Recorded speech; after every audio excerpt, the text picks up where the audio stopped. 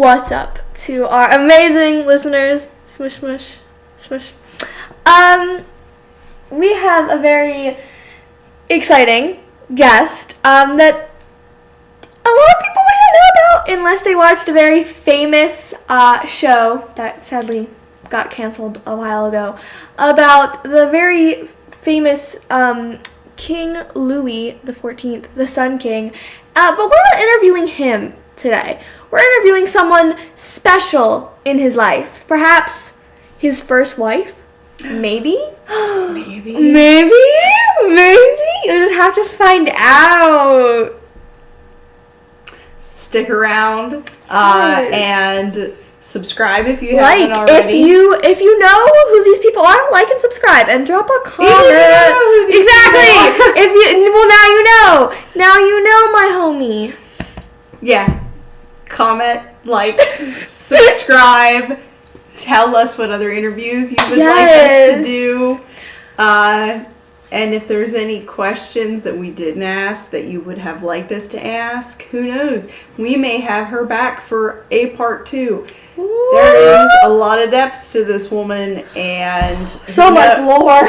And we don't know if we'll get into all of it. So stay tuned for the exciting drama here on Ghosts in the Microphone, where we're unlocking the voices of history, one interview at a time. We here at Ghosts in the Microphone would like to welcome to the show the Queen of France, Maria Teresa, first wife of King Louis the 14th, the quote-unquote sun god. Your Majesty, thank you so much for being here with us today. For our audience members who may not have followed your life, could you give us a little introduction about yourself?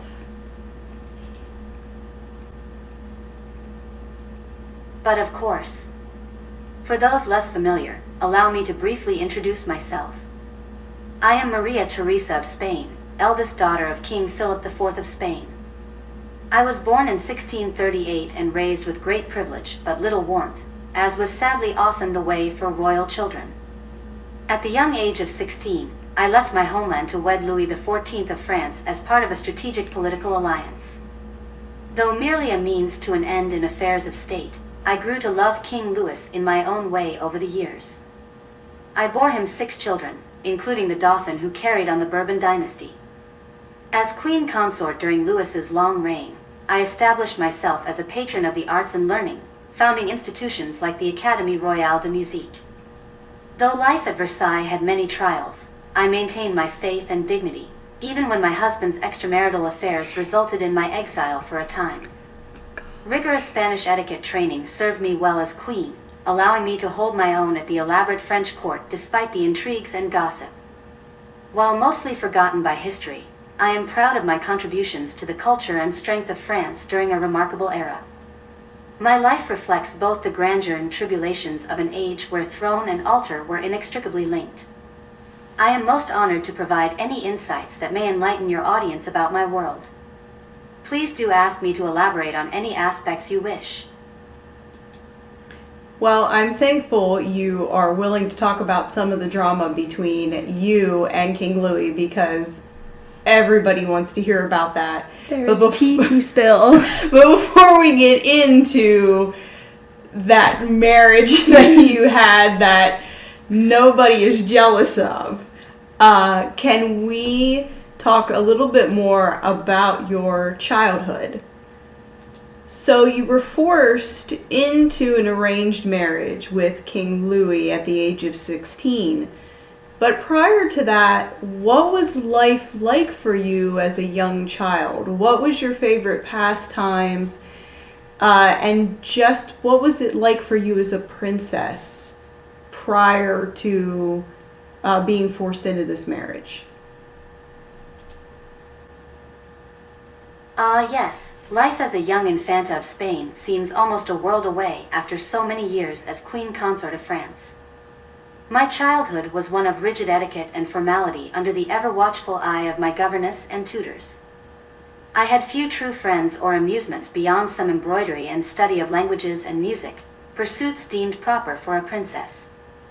My diversions came mainly from attendance at convent schools, where I found solidarity with students from similar backgrounds, though of lower birth. I did delight in receiving new gowns for court occasions from my parents. Garments of the finest brocades and lace were a rare treat. And I was genuinely fond of my younger brother Charles, one of my only true confidants. Yet my youth was lonely at times. The seclusion thought necessary to preserve a princess virtue made for a cloistered existence. Though marrying King Louis came as a shock, arriving at the French court granted freedoms I had never known, even amidst its own constraints. The joys and tribulations of life are often linked. Nonetheless, I have fond memories of girlhood respites like sewing with the nuns or strolling monastery gardens in my native land. While my destiny was laid out for me, I found contentment in simpler pleasures when I could. So, Your Majesty, you said that you had a younger brother, Charles. Did you have any other siblings? Yes, I was the eldest of several children born to King Philip IV of Spain and Queen Isabel. My younger brother Charles was a great source of companionship and comfort in my youth, as siblings often are. He later reigned as Charles II, the last of the Spanish Habsburg dynasty. I also had 3 younger sisters, Maria Margarita, Margarita Maria, and Maria Ambrosia. Tragically, only my sister Maria Margarita survived into adulthood, as infant mortality was sadly common. Growing up, my siblings and I spent more time with nannies and governesses than our parents, as was custom for royal children then. Still, we forged fond bonds frolicking in the gardens of the Buen Retiro Palace when duties allowed. I remember helping Margarita and Ambrosia gather flowers for mother and teaching them courtly dances. Charles and I were partners in minor mischief. Siblings form unique connections, even those destined for great stations. My brothers and sisters gave me cherished childhood memories to recall during the many lonely years that followed as consort abroad. Though power and privilege brought burdens, I was grateful to know the joy of an affectionate family in those early, innocent days of childhood. So, Your Majesty, let's get into the spicy parts of your life, the more drama-filled. So you said you had an arranged marriage with this Louis guy. Were you, excited about it or a little nervous?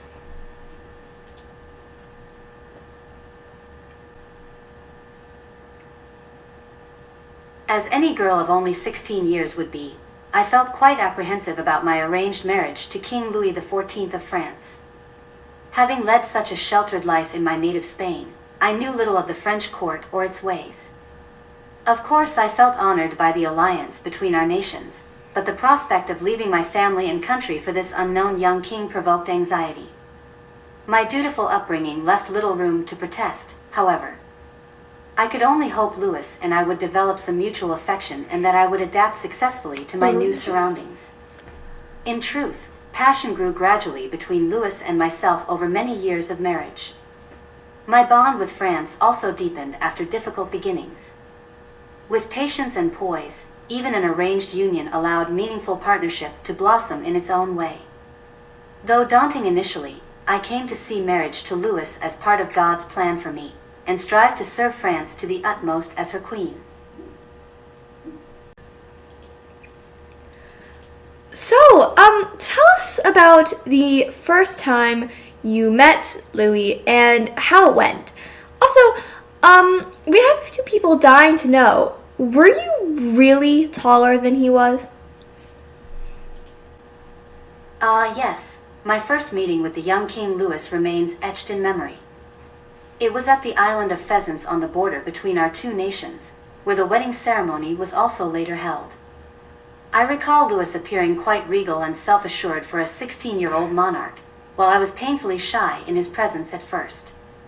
We exchanged polite formal greetings as was customary.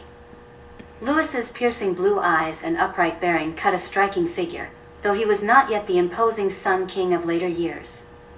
In truth, I was slightly taller than Louis when we first met. My Spanish etiquette mistress had ensured I kept back and neck straight as an arrow at all times, which added height. Louis in time gained several inches on me. But that day, I do believe I gazed down on him ever so slightly, much to my dread and embarrassment. Of course, it mattered not at all to find harmony later on. With patience and wisdom, even mismatched marriages can grow. I focused on inward qualities and our shared devotion to France. Yes, I think people often forget you guys were only 16, so you were in truth both still growing. So it is kind of humorous that more than likely when you guys got married, you were taller than he was, but that he surpassed you then later. Maybe that's why Louis always wore heels. Yeah, that's another question there about The fashion. About fashion and the French fashion. What was the point? It didn't look comfortable. So let's roll into that random question. The shoes that the French wore looked very uncomfortable. Did that feel like an awkward transition for you, going from what you were used to wearing in Spain to the leather-heeled shoes that the French wore? Very extravagant shoes. Extra, if you will. You raise an astute observation. The elaborate court fashions expected of a French queen were quite a change from my previous wardrobe in Spain. As a girl, I had worn simple silk or brocade slippers with perhaps a slight heel. But the towering high heels, tight corsets, and grand hoop skirts adorned by ladies at Versailles were new terrain, initially most uncomfortable and constraining. I recall tottering about awkwardly in those first heeled shoes, frightened of toppling over. And after a lifetime in loose flowing robes, corsets took much adjusting to. Yet I came to appreciate the majesty these fashions lent, and endured pinched toes and fainting spells to honor court protocol.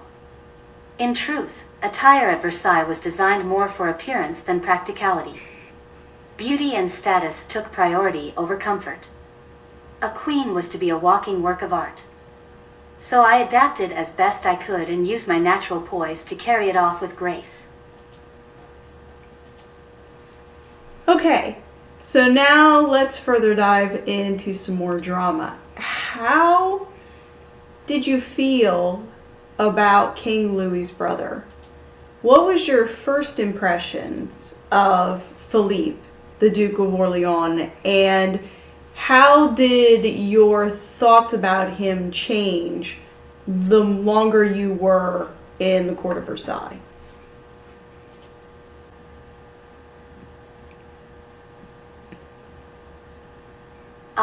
Philippe d'Orleans, younger brother of King Louis XIV. My first impressions of him were complicated, shall we say. He cut a dashing figure and had natural charisma, yet seemed to chafe at being eternally eclipsed by his royal sibling. Philippe's flamboyant nature and close friendships with certain ladies of court raised some eyebrows. I was initially cautious, as a queen must be prudent judging characters at court. However, in time I saw Philippe's deeper qualities behind the flamboyance, his intelligence, wit, loyalty to France despite conflicts with Louis. We shared some artistic sensibilities and enjoyed lively discourse at events. When his first wife Henrietta died suddenly, I provided what comfort I could. Though something of the perpetual outsider vying for validity, Philippe proved himself adept in matters of state and war when granted the chance. My opinion evolved to one of understanding. He was more substantive than his showy exterior revealed.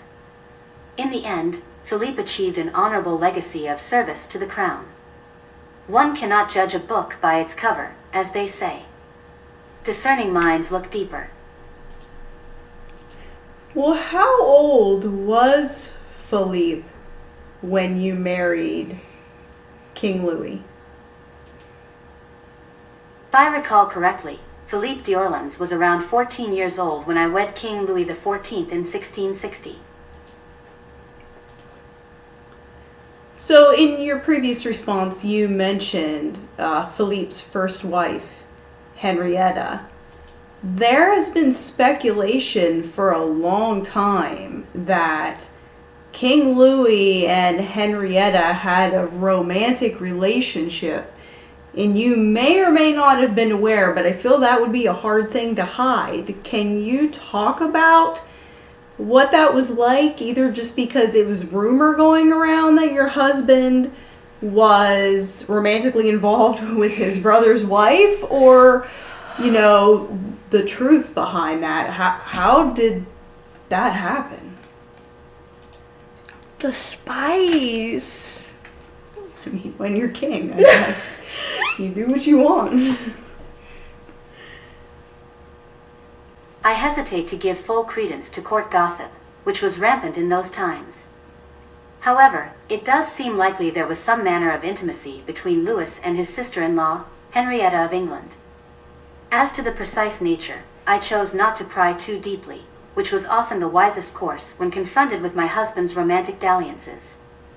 Openly acknowledging such behavior could undermine my own position. Of course, witnessing any apparent affection between them was deeply painful, even if I maintained a dignified facade. Yes, I can't even remotely imagine putting up with what you put up with and still keeping a straight face. So another listener had the question that because it was known that your husband was not faithful to you throughout your marriage, did you ever have to deal with any diseases that came because Louis ran around on you with multiple women? You're gonna embarrass the poor girl.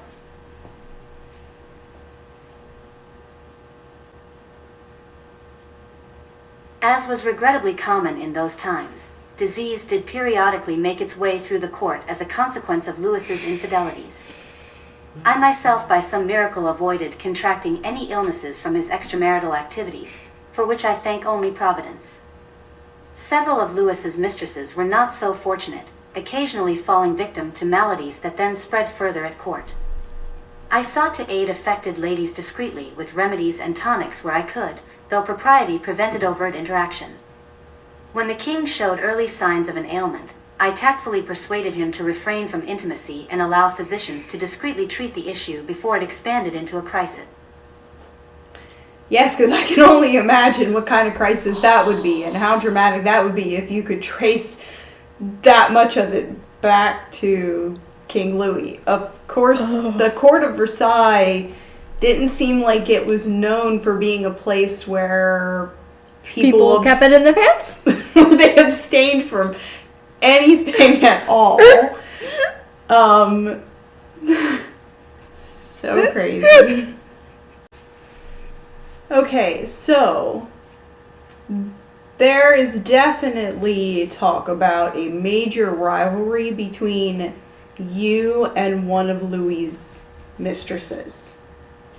Can you tell us about the rivalry between you and Madame Montespan? I believe that I'm pronouncing her name correctly. That occurred while you were queen at court. Yes, the rivalry between myself and Madame de Montespan is often exaggerated in retellings. As queen, I needed to tread carefully around Louis's mistress and maintain dignity.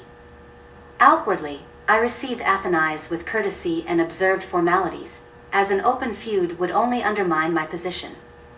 In truth, I envied her beauty and the sway she held over Louis. Her brazen flaunting of their affair pained me. However, direct confrontation or criticism of the king's behavior would gain nothing. I relied on inner strength and my faith to endure with grace. So, in your lonely time, why your husband was with what's-her-face, did you happen to have another child with someone other than your husband?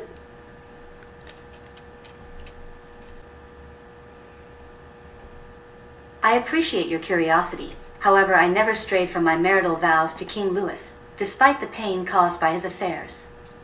As Queen of France, it was imperative that I maintain an untarnished reputation beyond any reproach. Submitting to another man's advances would not only betray my honor, but also threaten the legitimacy of the royal succession that rested upon my fidelity to the king.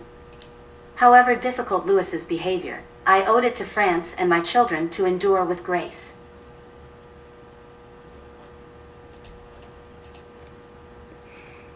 Rumors certainly swirled at court of supposed dalliances, but I paid them no mind.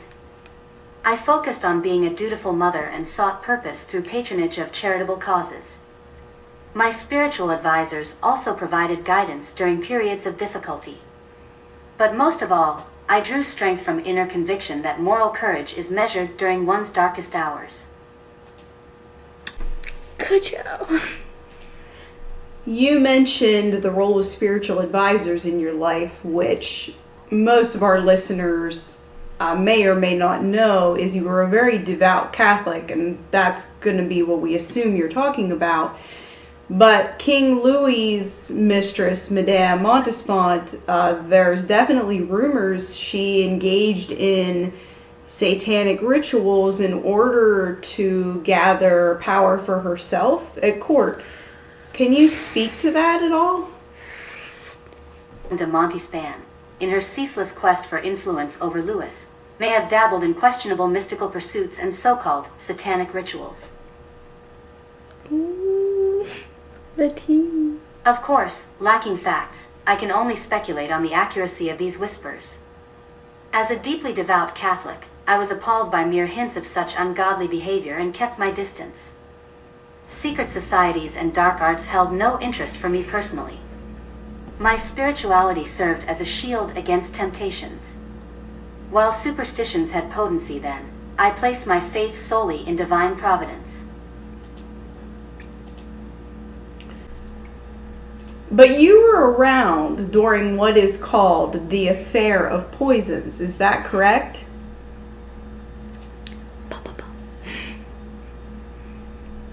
You are correct. I was present at Versailles during the tumultuous period known as the Affair of the Poisons in the 1670s and 1680s. It was a most disturbing episode involving accusations of witchcraft, poisoning, and even attempts on the king's life by various shadowy parties. Several individuals were implicated and executed. There were even shocking allegations of black masses and infant sacrifice, lurid fodder for palace gossip. So tell us, did you personally know any of the people who were implicated and executed for partaking in any of these rituals or witchcraft? Given my sheltered existence and distance from these occult matters, I did not have any close acquaintance with individuals implicated in the Affair of Poisons. Of course, I was aware of some personalities reputed to dabble in the dark arts, like the mysterious Lavoisin who met her end by fire for witchcraft. But I made a point to avoid direct contact or knowledge of such nefarious activities, surrounding myself with trustworthy ladies of pure spirit. So, in these troubling times for you, you did have one safety net to fall back on, which was your amazing children. Can you tell us a little bit about them? You are quite right. My dear children were a constant source of joy and comfort that sustained me through many troubles. My eldest, Louis, Dauphin of France, grew into a fine and pious young man, fully preparing to assume the duties of kingship one day. Though delicate in health, he showed wisdom beyond his years. My second son, Philippe, became Duke of Anjou, and enjoyed light-hearted jesting. Of all my children, he most resembled me in temperament. My tender-hearted Marie-Anne, whom I called Amy, matured into a gracious young lady for whom I had great hopes of a happy future. Though I endured the loss of several infants, each child was precious to me. I took pride in guiding their education and character, hoping to leave a legacy through their virtues. Even in darkest times, maternal love illuminates the way. My children gave my life profound purpose. So I did read somewhere that you only had one child that made it to adulthood. Is that correct? Unfortunately, you are correct. Of the many children I bore, only one survived to adulthood. That sole surviving heir was my eldest son Louis, Dauphin of France, who went on to reign briefly as King Louis XV after his father's death. I suffered the agony of burying several infants and young children taken by illness or accident over the years. Such tragedies were sadly common then, but grieved me deeply nonetheless. I channeled my grief into ardent prayers for their eternal rest. So, in your opinion, did you think that Louis was a good father to your children?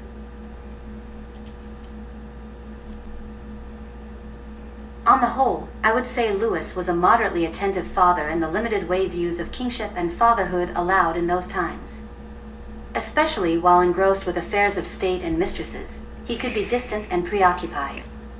However, Louis did make efforts to visit the royal nursery, assess the children's progress in studies, and arrange appropriate marriages befitting their station when they came of age. In matters of succession, Louis took great care to ensure our eldest son was prepared to assume power. He conferred with tutors regularly about the Dauphin's education. As well, he granted positions and incomes to the surviving children as they grew older. There's one thing I do want to ask. Was there ever a time where you tried to influence Louis to do something that you felt was the right thing to do, and he just didn't listen and did what he wanted and it turned out badly? As all men do. Never listen to us. Never. There were certainly instances where I tried in vain to guide Louis toward prudent decisions, only to have my counsel disregarded to our detriment. One case that comes to mind was during the Dutch War of 1672. I advocated for a swift end to the hostilities through diplomacy, as our resources were strained and Dutch resistance fierce. I feared catastrophe. However, Louis dismissed my concerns and pressed on relentlessly, only admitting failure years later when disaster struck. Stubbornness and pride can blind even the wisest of kings at times. Another occasion was Louis's persecution of the Huguenots late in his reign. Though a pious Catholic, I pleaded for reconciliation and tolerance to heal festering wounds in France. Sadly, Louis chose zealotry, revoking protections for Protestants. The resulting tensions benefited no one. In such cases, I had to accept the king's authority with humility. A queen can only softly guide the realm she serves. Though it pained me to witness the suffering later on, I did not belabor the point once Louis decided. My duty was to buoy his spirit and trust in redemption. Though his judgments proved fallible, he remained the anointed sovereign. I hoped my virtues might eventually gently influence him. Such small triumphs are a wife's to win quietly. You did your best to provide an example of what a godly queen would look like, do, and act. Louis just didn't seem to care and did what he wanted when he wanted, because he is famously quoted as saying, I am the state. Yeah, I am the state. He loved himself, that was for sure. I think if he could have a romantic relationship with himself, he would. Yeah, probably. He would have gotten along famously with himself. Maybe? Maybe, or he'd hate himself. Or they would have killed each other. It's really hard to say how that would go. This is where we ask the most burning questions, you know? Yeah. Actually, Your Majesty, what is your opinion on that? If Louis was able to have himself as a mistress, how do you think that relationship would have went? I apologize, but I do not feel comfortable speculating about such an absurd scenario, even hypothetically. As a queen and devout woman, I shall refrain from commenting on idle musings lacking dignity or substance. Let us return our discussion to the realities of my life and era, where there is much more of value to illuminate. But these are the questions we want answers to. Yes, that's a very speculative question. And comment down below. What do you think? We respect your opinion, Your Majesty, on choosing not to answer that. So, we're going to wrap up with this interview very shortly, and we have a few more questions to ask you, and one of which being, if you could do anything differently at all in your life, big or small, what would it be? What an intriguing question to ponder. Reflecting on my life as a whole, where I granted the chance, I perhaps would have softened some of the rigid Spanish etiquette and formality I clung to as a young queen in the French court. In my anxiety to adapt while remaining true to my origins, I fear an austere demeanor may have mistakenly distanced me from potentially rewarding relationships early on at Versailles. The homesickness and uncertainty I felt found too much outlet in withdrawn pride at times. Looking back, I admire the vibrancy and companionship that seemed to come more naturally to French ladies of the court. Had I opened my heart and mind a little wider to friendships or even simple joys, perhaps I would have found greater solace during periods of difficulty in my marriage and station. So, Your Majesty, you dealt with a lot of people who did not appreciate you. What do you say to those people now that doubted that you would be a good queen for France? To those who doubted my ability to serve as Queen of France, would gently remind them now that sincerity of spirit and moral courage can transcend any challenge. While I lacked experience of French culture, God granted me fortitude to meet each trial with humility and grace. My resolve arose from a desire to see France prosperous and her people united in hope. When one's actions are motivated by such love, no obstacle is insurmountable in time. Judge me not by cold rigidity, but by the warmth and care I extended wherever I could. I sought always to be a queen of all the hearts, especially for those most in need of compassion. If I failed at times, it was but human frailty. For our very last question, we just want to know, along with our listeners, if there's any words of wisdom that you could give the future generation or anyone listening.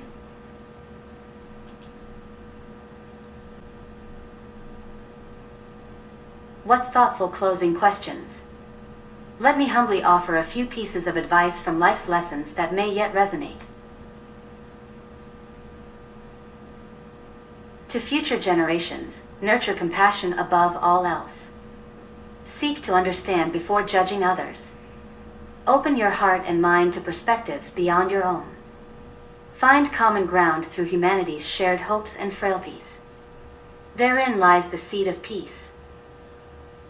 Remember that true power lies in lifting others up, not dominion. Merit, not status, determines a life's worth. Esteem all who honestly toil, at hearth or throne. We are all but pilgrims helping light each other's way.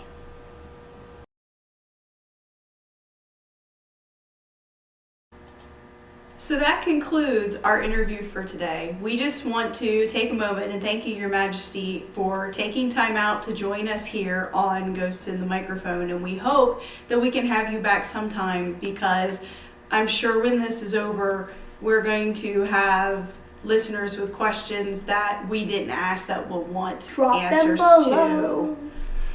I hope you will be agreeable to coming back and joining us again sometime. And I hope this was a pleasant experience for you. The pleasure was truly all mine. Thank you for the honor of this engrossing interview. I am deeply grateful for the chance to recount my life and era, both the grandeur and the subtle realities beneath. You posed such thoughtful questions and allowed me to share aspects often overlooked. I would be delighted to return any time to continue illuminating the intricacies of court life, kingship, faith, and womanhood as I experienced them.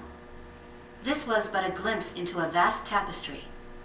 Please extend my warm regards to all your inquisitive listeners.